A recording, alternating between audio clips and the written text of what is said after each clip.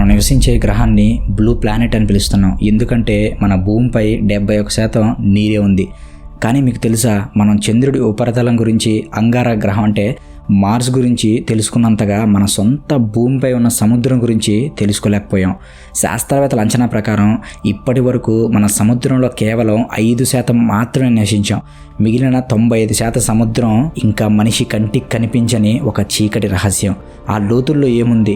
డైనోసార్ల కాలం నాటి జీవులు ఇంకా అక్కడ బ్రతికే ఉన్నాయా? ఎవరెస్ట్ శిఖరాన్ని కూడా ముంచేయగల లోతైన ప్రదేశాలు అక్కడ ఉన్నాయా? ఈరోజు మనం ఊపిరి బిగబట్టి సముద్రం అడుగు భాగానికి ప్రయాణించబోతున్నాం. సముద్రం అంటే కేవలం నీళ్లు మాత్రమే కాదు, ఇది ఒక బహుళ అంతస్తుల భవనం లాంటిది. శాస్త్రవేత్తలు దీనిని ప్రధానంగా 3 జోన్లుగా విభజించారు. మనం ఇప్పుడు పైనుండి కిందకి వద్దాం. మొదటిది సన్లైట్ జోన్. మనం బీచ్లో చూసేది, ఈత కొట్టేది ఇక్కడే. సూర్యరశ్మి ఇక్కడ మనకు బాగా ప్రసరిస్తుంది. అందుకే కిరణజన్య సంయోగక్రియ జరిగి మొక్కలు పెరుగుతాయి. తిమింగలాలు, డాల్ఫిన్లు, తాబేళ్లు ఇంకా 95% సముద్రపు జీవులు ఇక్కడే నివసిస్తాయి. ఇక్కడ జీవితం చాలా రంగులుగా ఉంటుంది. అందుకని చెప్పి ఇదేమి అంత సేఫ్ అయిన ప్లేస్ ఏం కాదు. అంటే మనుషులకు సేఫ్ కాదు, ఆ ప్రాణులకు అది ఎంతో అందమైన ప్రపంచం. ఇక రెండవది ట్విలైట్ జోన్. ఈ జోన్ కోసం మనం సముద్రంలో 200 మీటర్లు కిందకి వెళ్ళాలి. కానీ మనం 200 మీటర్ల కిందకి వెళ్తే వెలుతురు మాయమైపోతుంది. దీనిని ట్విలైట్ జోన్ అంటారు. ఇక్కడ సూర్యుడి కాంతి నామంత్రంగానే ఉంటుంది. ఇక్కడ ఉండే జీవులు వింతగా ఉంటాయి. వీటికి పెద్ద కళ్ళు ఉంటాయి, ఎందుకంటే తక్కువ వెలుతురుతో చూడడానికి అవి పరిణామం చెందాయి. ఆ వెలుతురులో చూసేటప్పుడు అవి కళ్ళు బాగా తెరవడం వల్ల కాల పరిణామ క్రమంలో వాటి కళ్ళు పెద్దగా అయ్యాయి అన్నమాట. మూడోది మిడ్ నైట్ జోన్. ఇక్కడ సూర్యకాంతి అస్సలు ఉండదు. ఇక్కడ ఉష్ణోగ్రత గడ్డ కట్టేలా ఉంటుంది. ఒత్తిడి ఎంత ఎక్కువగా ఉంటుందంటే, ఒక ఎగ్జాంపుల్ చూద్దాం. ఒక మనిషి అక్కడ ఉంటే కొన్ని సెకండ్లో నలిగిపోతాడు. కానీ ఆశ్చర్యకరంగా అక్కడ కూడా జీవం ఉంది. ఇక్కడ జీవులు తమ సొంత కాంతిని ఉత్పత్తి చేసుకుంటాయి, ఎందుకంటే అక్కడ చిమ్మ చీకటిగా ఉంటుంది. ఇప్పుడు చెప్పుకున్నాం కదా, ఇక్కడ కొన్ని జీవులు వాటి సొంత కాంతిని తయారు చేసుకుంటాయని. దానిని బయోల్యూమినిసెస్ అంటారు. అయితే సముద్రం లోతుల్లో ఉండే జీవులు మనం హాలీవుడ్ సినిమాల్లో చూసే ఏలియన్స్ కంటే భయంకరంగా ఉంటాయి. వాటిలో కొన్ని జీవుల్ని ఇప్పుడు మనం చూద్దాం. Angular fish. ఈ మధ్యకాలంలో బాగా సోషల్ మీడియాలో తెగ హల్చల్ చేసింది ఈ చేప. అంటే ఏదో ప్రపంచం అంతమయ్యే రోజులు దగ్గరున్నాయని ఇలాంటి కొన్ని వార్తలు మనం బాగా విన్నాం. దిమ్మ చీకట్లో దీనికి కళ్ళు కనిపించవు, కానీ దీని తల మీద ఒక చిన్న యాంటీనా లాంటిది ఉండి చివరన ఒక లైట్ వెలుగుతూ ఉంటుంది. ఆ వెలుగు చూసి చిన్న చేపలు అట్రాక్ట్ అయి దగ్గరకు వస్తాయి. అప్పుడు అది రెప్పపాట్లో వాటిని మింగేస్తుంది. అంటే ఇది వేటాడే పద్ధతి ఇలా ఉంటుందన్నమాట. ఇక రెండోది జైంట్ స్క్విడ్స్. సముద్రం అడుగున పురాణాల్లో చెప్పినట్లు రాక్షస జీవులు ఉంటాయా అనడానికి ఇది సరైన ఎగ్జాంపుల్. జైంట్ స్క్విడ్ కళ్ళు ఒక బాస్కెట్ బాల్ సైజులో ఉంటాయంట.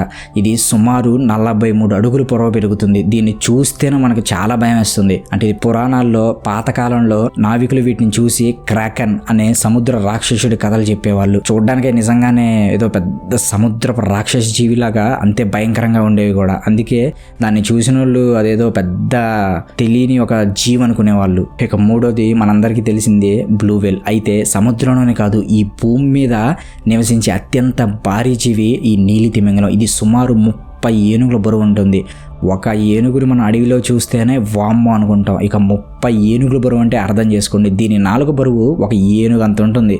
దీని గుండె ఒక మారుతి కారు సైజులో ఉంటుంది. మనిషి దీని రక్తనాళాల్లో ఈత కొట్టొచ్చు.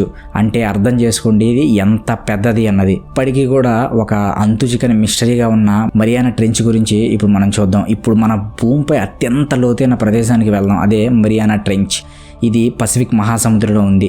దీని లోతు సుమారు 11 కిలోమీటర్లు. మీకు అర్థం కావాలంటే ఒక ఉదాహరణ చూద్దాం. ప్రపంచంలో ఎత్తైన మౌంట్ ఎవరెస్ట్ పర్వతాన్ని తెచ్చి ఈ గుంతలో పడేస్తే అది పూర్తిగా మునిగిపోవడమే కాకుండా పైన ఇంకా 2 కిలోమీటర్ల నీరు మిగిలే ఉంటుందంట. అంటే అర్థం చేసుకోండి ఎంత లోతు ఉంటుందో. అయితే మనిషి కనుగొన్న లోతైన ప్రదేశం ఇదే. ఇంకేమైనా ఉన్నాయా అన్నది తెలియదు. ఈ మరియానా ట్రెంచ్లో ప్రెషర్ ఎంత ఉంటుందో తెలుసా? మీ బొటన వేల మీద ఒక ఏనుగు నిలబడితే ఎంత బరువు ఉంటుందో ఇక్కడ ప్రతి అంగుళం మీద అంత ఒత్తిడి ఉంటుంది. అయినా సరే 1960లో డాన్ వాల్ఫ్ ఇంకా జాక్వెస్ పికార్డ్ అనే ఇద్దరు సాహసికులు, అంటే వాళ్ళకి అడ్వెంచరస్ అంటే బాగా ఇష్టం అనుకుంటా, అయితే ఈ సబ్మెరైన్లో అక్కడికి వెళ్ళారు. ఈ రీసెంట్ టైమ్స్లో డైరెక్టర్ జేమ్స్ కెమెరాన్ కూడా అక్కడికి వెళ్ళారు. అదే అవతార్ మూవీ తీశారు కదా జేమ్స్ కెమెరాన్ ఆయన. ఇక్కడ వారు చూసింది ఏంటో తెలుసా? ప్లాస్టిక్ బ్యాగులు. అవును, మీరు విన్నది నిజమే. మనిషి సృష్టించిన కాలుష్యం భూమి అట్టడుగు కూడా చేరిపోయింది. సముద్రాలు పూర్వకాలంలో ఉన్నంత నీట్గా అయితే ఇప్పుడు లేవు. దానికి కారణం మనమే వాటన్నిటిని భయంకరంగా పాడు చేసాం. సరే, సముద్రం తనలో ఎన్నో చరిత్రలను దాచుకుంది. 1912లో మునిగిపోయిన టైటానిక్ ఓడ 3800 మీటర్ల లోతులో నిశ్శబ్దంగా నిద్రపోతుంది. బ్యాక్టీరియా దానిని మెల్లగా తినేస్తుంది. మరో 20-30 ఏళ్లలో టైటానిక్ ఆనవాళ్ళు కూడా మనకు కనిపించవు. రెండోది, నీటి అడుగున నగరాలు. మన భారతదేశంలో ద్వారకా నగరం సముద్ర గర్భంలో బయటపడింది. శ్రీకృష్ణుడి కాలం నాటి ఈ నగరం నిజంగానే ఉందనడానికి ఇదొక నిదర్శనం. ఇక మూడోది, ది బ్లూప్. 1997లో శాస్త్రవేత్తలకు సముద్రం లోపల నుండి ఒక వింత శబ్దం వినిపించింది.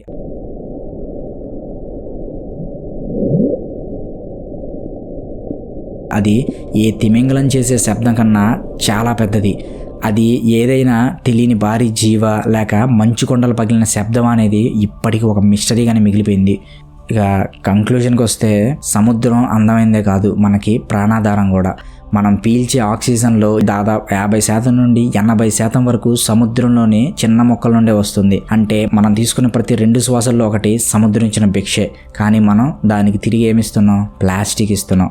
దారుణమైన విషయం ఏంటంటే, ప్రతి నిమిషానికి ప్రపంచంలో ఒక లారీ లోడు ప్లాస్టిక్ సముద్రంలో కలుస్తుందంట. ఇదే వేగంతో పోతే 2050 నాటికి సముద్రంలో చేపల కంటే ప్లాస్టిక్ మొక్కలే ఎక్కువ ఉంటాయని శాస్త్రవేత్తలు చెబుతున్నారు. కానీ సముద్రాల గురించి ఎవ్వరూ పట్టించుకోరు. మనం పీలుస్తున్న ఈ గాలి అంతా సముద్రం నుండి వచ్చేదే. మనం సముద్రం మీద ఆధారపడే ఈ భూమి మీద ప్రతి ఒక్కరు జీవిస్తున్నారు. ఏదో ఒక విధంగా మనందరికీ సముద్రాలకి లింక్ ఉండిద్ది. ప్రకృతి అంటేనే సముద్రం. సముద్రం మనకు తెలియని ఒక అద్భుత ప్రపంచం. దానిని కాపాడుకోవడం మన బాధ్యత. ఈరోజు మనం చేసిన ప్రయాణం మీకు నచ్చిందా? సముద్రంలో మీకు అత్యంత ఆశ్చర్యం కలిగించిన విషయం ఏది? యాంగ్లర్ ఫిషా లేక మారియానా ట్రెంచా? కింద కామెంట్స్లో తెలియజేయండి. ఈ వీడియో మీకు నచ్చితే లైక్ చేయండి. ఇలాంటి మరిన్ని అద్భుతమైన డాక్యుమెంటరీ కోసం మా ఛానల్ని సబ్స్క్రైబ్ చేసుకోండి. అంతవరకు సెలవు. Thanks for watching.